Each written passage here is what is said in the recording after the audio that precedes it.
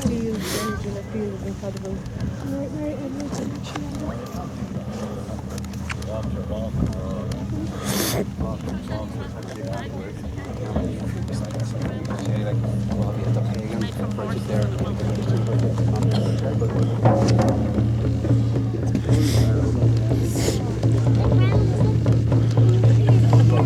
I didn't tell them.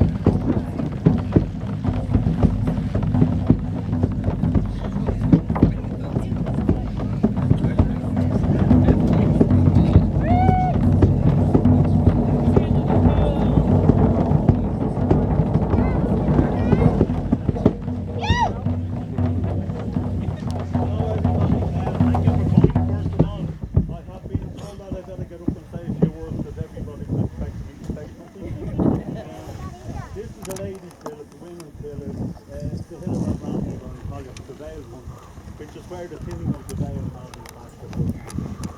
And this particular structure here is somewhere between 5.5 and 6 years old, and they're aligned with the sunset on two passages up here called Bale Kinna. This is a bale, Kinna is a fire. And at the festival of Bale Kinna, our ancestors would have marched their cattle and their goats to two fires, two smoky fires. Coat them in smoke before they put them out into the pasture. And then the men or women would have walked through the fire and they would have hand fasted for the year and the day. So everybody understands the process of hand fasting. Hand fasting is a marriage 3,000 years before Christy and 4,000 years, 50,000 years before Christianity. When there was no church and there was no God and there was. So the only God around here is on Colliach, the veiled one. And Mother Earth herself, our grandmother, our spiritual grandmother. 2 years ago there were 5 people here. 3 years ago there were 7 people here. And it's lovely to see so many people come out and to try and learn and understand our culture. This structure here is aligned with 2 festivals of the year called Bale Kinna and Loughcrew. The one behind us is Spring and Autumn Equinox. The one over on the left is in Balkan Sound. The one on the other side of the cairn is Summer Solstice Sunset, and the one further on down the hill is Winter Solstice Sunrise. So the full 8 periods of the year, and they're all equally spaced, starting from Winter Solstice and Summer Solstice. They broke those into 2. Summer Solstice and Winter Solstice, they broke those into 2. And then the first farmers that came here 7,000 years ago were left in a quandary because they were wheat farmers. Is any farmers around here? Has to be a few farmers, it's me. Surrounded by farmers. Okay, so the first farmers that came here brought basically two food sources with them. One was the cow and the bull, and the other was wheat and barley. And they came here from Anatolia and Sardinia and the south of Spain. So all of those have 2 things in common. They're quite arid and they're quite warm. And then they sailed up the Boyne River into Ireland, and they were like, what the hell is going on here? Where's the sun gone? And so they were faced with either starvation or trying to figure out a way of actually growing wheat in this god-forsaken countryside.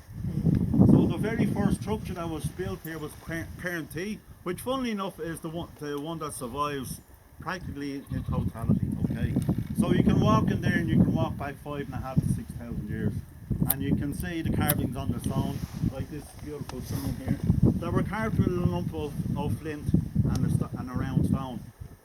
In the process that's called picking and popping, so not carving as we know it today, but a very gentle tap round and around and around and around until they eventually carved out small little symbols. It's what's known as symbolic art, okay, or symbolic text, excuse me.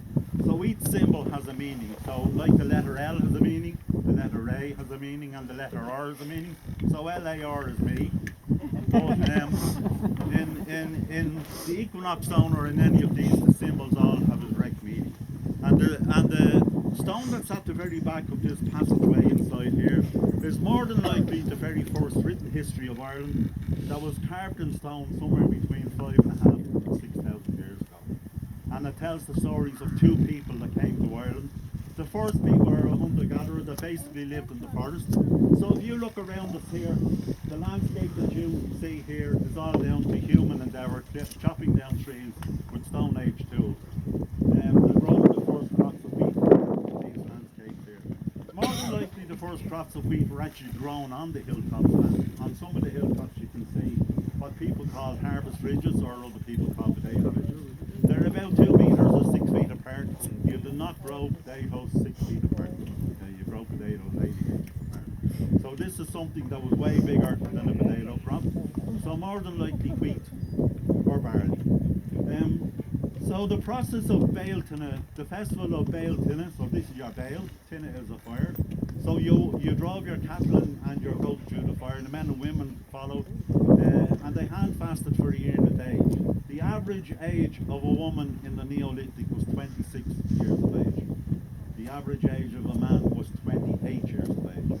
So they had to produce progeny in a very short burst of time, and then they were gone, then it was their children's time. So Bailton was the time that they hand fasted, and the cows and the cattle went out into the fields together, and the cows and the cattle did what the cows and the cattle do, and the men and the women hand fasted, and the men and women did what men and women do. And 9 months later you arrive at the festival of Imbolc, which means in my bulk, in my belly, and all of a sudden every female on the landscape has a swollen belly. And the process starts all over again with a new child or a new calf or a new cow. And Irish people on average are about 96% lactose tolerance. We have one of the highest tolerances to dairy produce in the world. If you give an Irish man, I'm sure if you leave the door of the fridge unlocked at night, the outflow there will go down and eat a whole pound of cheese, and you get up in the morning, that was a lovely day. And you get up and you put half a pound of butter on this one slice of toast and you go off to work. If you did that to an Aboriginal man in Australia, he'd pile up dead on the floor because he has never had dairy produce. It's not part of his food source, and it will just cause chaos. So even as I said, even when you're down at the Wellers, you're driving up here, you drive up something what's called in Ireland a bower. And a bower, whether you realise it or not, is actually cow path.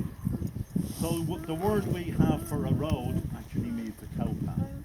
So it tells us how important the cow was in our indigenous culture. And why is that? Does anybody know why the cow is so sacred in our culture? Yeah? Milk. You are quite correct. Milk, but apart from that is the fact that the what do you call it? The growth cycle of the cow and the growth cycle of the human female are exactly 9 months. They actually correlate to one another. So when a woman gets pregnant and a cow gets pregnant at the same time, they both produce their calves or their babies at the same time. And after 3 months, you start to wean off your baby off breast milk, and the baby starts being weaned off onto dairy produce. By 6 months, you know, it's nearly totally complete. And by a year, the child is no longer dependent on the mother, and the mother is again in the breeding cycle. So 9 months later, you're back again in the same cycle again. And the festival of Bailton, from that point of view, is hugely important. So the word when they really quit. We'll tell you a story about the cows. Okay, so Bailton is hugely important from that point of view. And when they created, when the Roman calendar, the leather road and church, they were being attacked by the Vikings.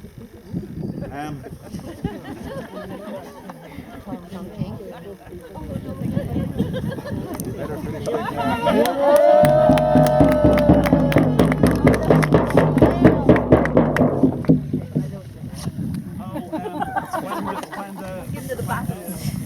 Julian calendar came in with the Roman culture, with the Celtic culture.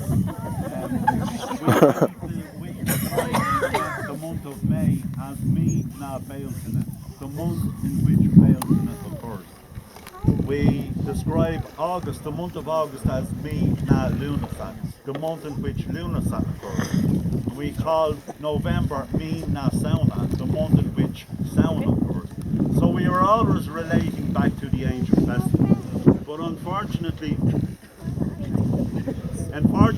in the last 100 years or so, we have lost contact with all our indigenous cultures.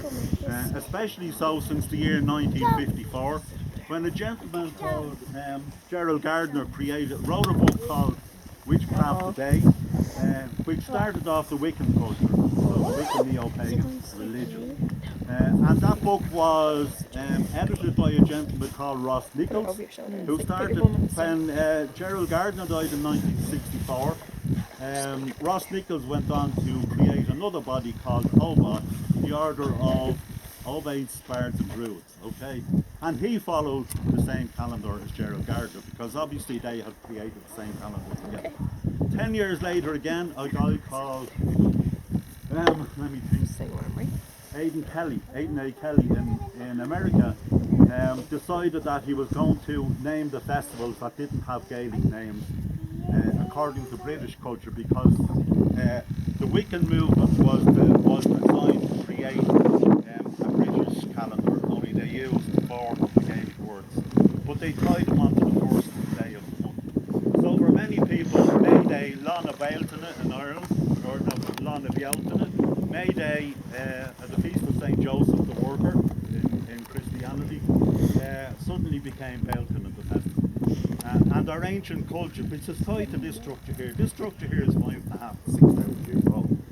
So we shouldn't be omitting our culture and moving what is here onto something else, because that is totally and absolutely wrong. Okay. So as the sun sets on the horizon over there, I don't know if we're going to get a proper sunset today. The sun there is designed to come all the way in here, to hit this stone there, and deflect light into this chamber here to light up this stone here, which is carved, and the stone that is in the ground here, that is also highly carved. So that is when the festival of Beltane occurs. And it happens over a period of about 7 days, because on the first day the sun can only come into here because it's slightly misaligned. The second day it will come in here. The third day it will come in here. The fourth day it will hit that. The fifth day it will hit that. The sixth day it will hit that. The seventh day it's out there, and then it's gone. It's gone. So that's how accurate our ancestors were. They date a particular day which is halfway between spring equinox, which is timed by that structure there, and summer solstice, which is timed by the one on the other side. And we know the structure called Cairn V on the other side that dates summer solstice. We know that was built after this cairn here, because the way of dating summer solstice in this hilltop here is by the sun rolling down the right hand side, which is left hand side as we look at the cairn here. So if you're standing in the passage of Cairn V and you're looking at the front of that cairn, on summer solstice the sun rolls down the side of that cairn. So therefore Cairn V was built after that. So they had already figured out when they came here 7,000, 6,000 years ago, and we don't know how old Loughcrew is because it's never been dated. They actually have samples of human bone, and cow bone and deer bone and everything that was taken out of here 140 years ago and stored properly, that they could actually use to date these structures, but they haven't done so. And the reason they haven't done so is quite simple. They can't police this site. Unless they put a huge fence the whole way around it, they can't police it, so they can't charge you money for coming in here. So therefore it's not worth our while protecting what's actually in here. And that's a very narrow-minded way of looking at our culture. Our culture is beautiful. How many people identify as Irish here? Okay. Do you know that you have a culture that is hugely unusual in the world? That you can go anywhere around the world and say, I can trace my ancestry back 7,000 years. There are structures on our landscape that are 7,000 years old and still work. That can only happen in maybe 5 cultures around the world. You know, so you have to try and understand how important your own culture is and take it on board and teach your kids. You know what I mean? It's criminal